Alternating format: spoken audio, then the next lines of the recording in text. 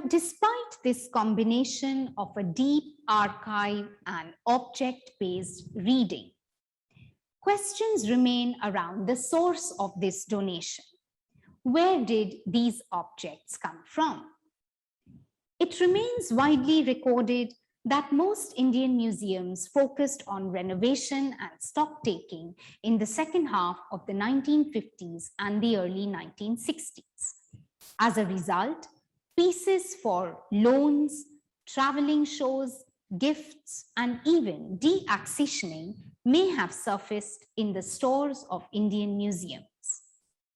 Taking a cue from overseas exhibitions which were organized around the same time, such as one exhibition sent to Burma in 1955, one can conjecture that objects for the 1959 donation were collected not through a single museum nor city, but through an India-wide call to state and provincial museums. The next obvious question then is, who were the middlemen? Who were the fixers in this complex network of lending agencies? If you recall, in the commemorative catalogue, Sullivan thanked two individuals in particular, R.K. Tandon, the Commissioner for India to Singapore and the Federation, and Malcolm MacDonald, Chancellor of the University of Malaya. Both these men were members of the board for the Department of Indian Studies, and they must have been aware of that first expression of interest to purchase Indian artifacts in 1955 in the context of the Department of Indian Studies. There is a strong chance that Tandon and MacDonald followed that request through in the next 4 years. Now, unfortunately, while we have no information on Tandon's role, I will carry on with discussing MacDonald's charming part. As Chancellor of the University of Malaya, Malcolm MacDonald was a member of the receiving party of the donation. But as a New Delhi-based diplomat, he also became one of its foremost arbiters, as proclaimed in his memoirs. So I do want to clarify, friends, that MacDonald held both these positions or these roles concurrently. While he was Chancellor of the University of Malaya, he also became Britain's High Commissioner to India. Not to forget his role as a significant private collector, which contributed to his position as a benefactor of the University Museum. Throughout his career as a Cold War diplomat, MacDonald cultivated the same inclusive collecting habits like Sullivan and Willits. His appreciation of Asian modern art is reflected in his friendships and acquisition of works by artists such as Cheng Su-Ping, M.F. Hussain, and Jamini Roy.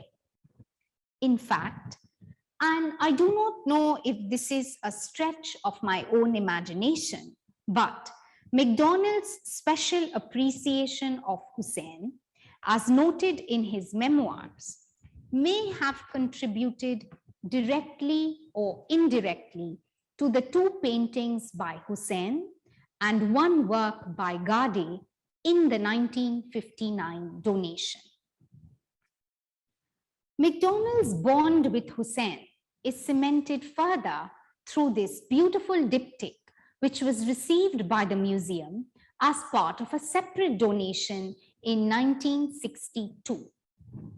So one half of this diptych, the self-portrait of the artist Hussain, which we see to the right, is currently in the Museum of Asian Art in Kuala Lumpur, and the other half of the diptych, which we see to the left, MacDonald's portrait, hangs in the NUS Museum, right above this room from where I'm speaking to you. This brings me to the afterlife, the story of the division of the entire collection the entire museum collection, including the 1959 donation. In 1957, when Malaya gained independence, a new university campus was gaining shape on the outskirts of Kuala Lumpur. Art history and a museum were part of the teaching and campus infrastructure plan. As a result, it was decided that the Singapore-based university museum collection would be divided. Dedicated committees carried out the apportionment of the collection between 1961 to 66. Each museum received objects from the three main representative categories, i.e. Chinese, Indian, and Southeast Asian. Despite completion of all formalities, artifacts for Kuala Lumpur continued to remain in Singapore for the next 7 years.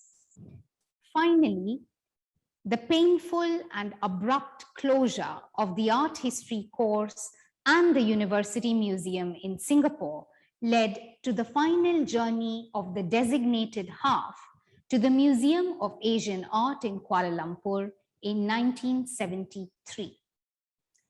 In Singapore, except for a few artifacts, most of the collection remained in storage until the rebirth of the NUS Museum in 2002.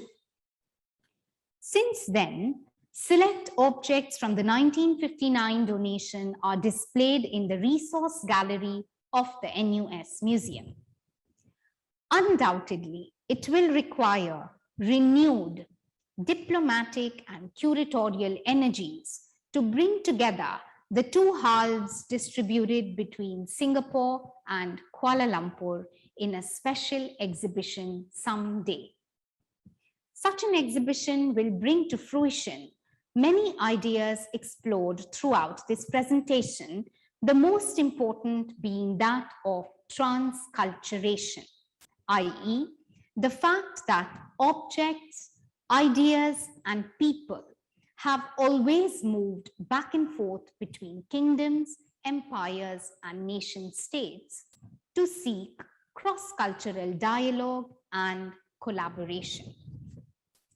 And in that spirit of transculturation, I do hope I have appraised the 1959 donation as fairly as possible and as a gift of diverse perspectives and ambitions, some of which we will never be able to uncover fully nor precisely. As a conclusion to this presentation, let us remind ourselves to read this donation beyond its obvious nature as a diplomatic gift. For when read from the perspective of the Indian state or the Indian government, the donation may have asserted India's hegemony over Malaya. But when viewed via the dialogical or the more collaborative mode of decolonization, the same donation replays a long history of connections between India and Southeast Asia. These connections, in turn, are recalled by playwrights, art critics, and curators in their vision of a multicultural Malayan nation. Similarly, every object in the donation, whether Buddhist, Mughal, modern, or folk, signifies repeated border crossing and cultural intermixing. To put it differently, the making of an Indian civilization welcomed Greco-Roman, Persian, and Islamic cultures.